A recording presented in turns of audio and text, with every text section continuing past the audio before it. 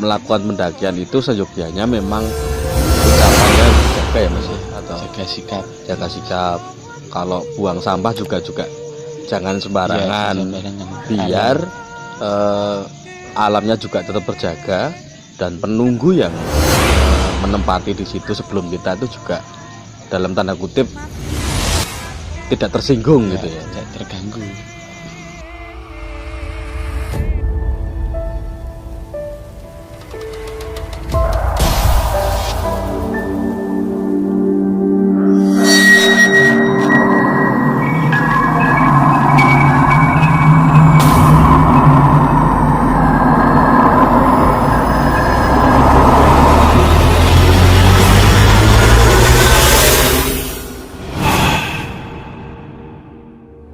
Ayo dulur aja padha wedi marjuangke kendeng sadayanya nadyan akeh rintangane.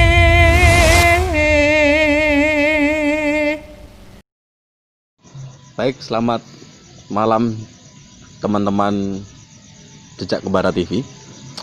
Malam hari ini saya akan kembali bercerita, tapi kali ini kita ditemani dengan saudara Irfan, Mas Irfan dari Jejak Kembara TV juga. Kita akan berbincang-bincang mengenai pasar setan.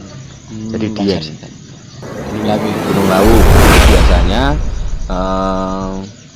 akan ditemui teman-teman ketika melakukan pendakian Gunung Lawu melewati jalur Candi Cetha. Oh, Candi Cetha.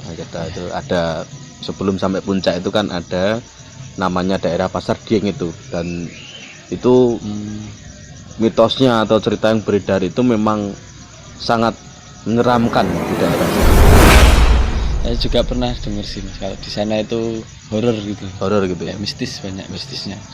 Dan juga banyak beredar pula ketika kita melewati di daerah Pasar Setan itu kita harus meninggalkan uang receh atau uang koin di situ ya gitu. Buat apa itu Mas? Kalau Pasar Setan buat apanya, mungkin itu menjadi sebuah kepercayaan tersendiri ya. Ketika lewat situ memang mungkin untuk keselamatan atau apa, tapi memang banyak cerita yang mengatakan di Pasar Setan itu memang sebuah daerah yang banyak ditakuti pendaki-pendaki gitu, ketika terus juga ada pernah yang tersesat di situ, jalannya menjadi tertutup kabut. Terus ada juga cerita yang mengatakan saat lewat di Pasar Setan itu mendengar suara yang ramai, ya seperti halnya ketika lewat di pasar. Dan ada juga ada yang pernah mengaku mendengarkan bisikan itu, "Badhe tumbas nopo Mas," dalam bahasa Jawa seperti itu. Jadi dilewat di situ itu kayak banyak kegiatan di pasar gitu. Iya, seperti pasar secara nyata, seyogyanya pasar di dunia nyata, padahal di situ daerahnya kan lapang. Pasar Dieng itu, Pasar Setan itu daerahnya lapang, terdiri dari batu-batu kayak gitu, batu-batu ditata seperti itu. Oh, itu udah mendekati puncak loh Mas. Udah mendekati puncak. Udah tinggi gitu. Udah di daerah tinggi itu ya sekitar 1 jaman lagi lah itu sampai puncak. Nah teman-teman, apakah mitos meninggalkan uang koin di Pasar Setan itu akan kita gali ya di sini ya? Maksudnya apa gitu? Kalau menurutmu gimana itu Mas Irfan? Kalau menurut saya mungkin ya Mas ya, karena tadi namanya kan Pasar Setan. Bisa jadi itu karena apa ya? Karena di pasar itu kan kegiatannya jual beli, mungkin itu ada hubungannya sama itu sih. Mungkin apa ya? Kayak ninggal uang itu kayak kita ya kayak mau masuk itu transaksi dulu mungkin. Kalau Hmm. lewat transaksi dulu apa gimana mungkin seperti itu Kak, menurut Jadi saya. proses jual belinya itu ya, Iya, transaksinya itu. ya seperti itu. Padahal di situ memang tidak ada yang penjual benaran ya, Nah, iya. Padahal tanah lapang penjual gaib berarti ya itu. pasti ya Mas. Mas Irfan pernah lewat jalur Cetha apa enggak? Belum pernah, baru lewat Cemoro Sewu. Baru sekali sih Mas kalau. Jadi terus ada juga cerita yang mengatakan ini kayak ada bisikan-bisikan gitu. Gimana nih Mas? Tumbas sopo anu apa gitu. Ya oh ya berarti itu tadi malah Mas. Apa kayak bisikan itu kayak mungkin ditawari gitu. Kayak orang di pasar kan beli ini mas. Nah, mungkin kayak gitu sih menurutku yang belum pernah lewat juga, belum pernah ngalamin langsung, nggak pernah, semoga enggak sih, tapi mungkin kayak gitu, kayak ditawari untuk beli apa gitu, terus ninggal uang itu tadi. Bisa jadi kayak gitu buat transaksi apa ya, kayak ya jual beli itu tadi. Itu pernah juga ada yang bercerita di daerah Pasar Setan ini disesatkan gitu loh.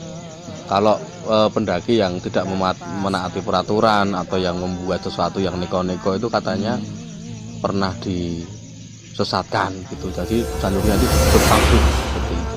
Menurut Mas Irfan gimana itu? Ngeri gitu.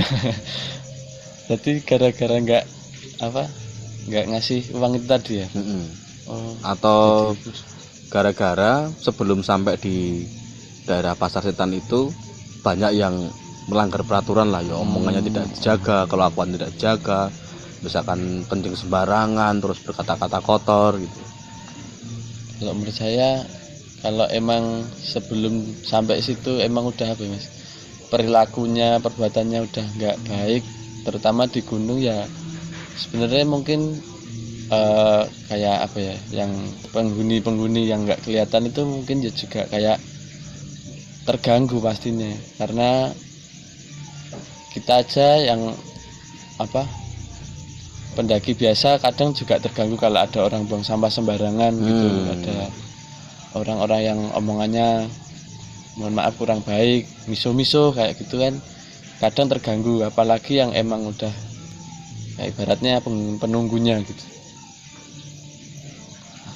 Jadi kalau melakukan pendakian itu seyogyanya memang ucapannya harus dijaga ya Mas ya, atau jaga sikap. Kalau buang sampah juga jangan sembarangan, biar alamnya juga tetap terjaga, dan penunggu yang menempati di situ sebelum kita itu juga dalam tanda kutip tidak tersinggung gitu ya, tidak terganggu, karena kan kita sebagai pendaki kan pendatang misalnya. Seorang tamu berarti kan harus menghormati yang punya rumah, apalagi yang tidak terlihat kan gitu. Iya. Atasnya Sopan santun gitu. sopan santun segala macam. Iya. Kalau di situ bentuknya kan semacam tanah lapang, batu-batuan, dan ada yang ditata gitu loh Mas. Iya. Jadi memang secara penglihatan itu dilihat secara kasat mata gitu memang menimbulkan sebuah pertanyaan. Ini daerah apa kayak gitu. Ada juga pendaki yang itu kan dilarang mengubah susunan batu-batu itu. Iya. Ada juga cerita itu yang seorang pendaki dia merubah tatanan batu-batu itu. Dirubah. Jadi diganti-ganti gitu batunya. Iya, biasanya diganti-ganti gitu. Gimana itu Mas? Iya. Gimana Mas? Ya tadi kayak orang bertamu tadi Mas, ya nggak sopan gitu, udah bertamu di situ kayak apa ya namanya, mungkin kayak ya kayak kalau kita bertamu terus merubah-rubah isi rumah yang kita datangi kan nggak sopan banget. ya itu bisa jadi kayak bikin marah Tuan rumah. tuan rumah Ya, gitu. tuan rumah.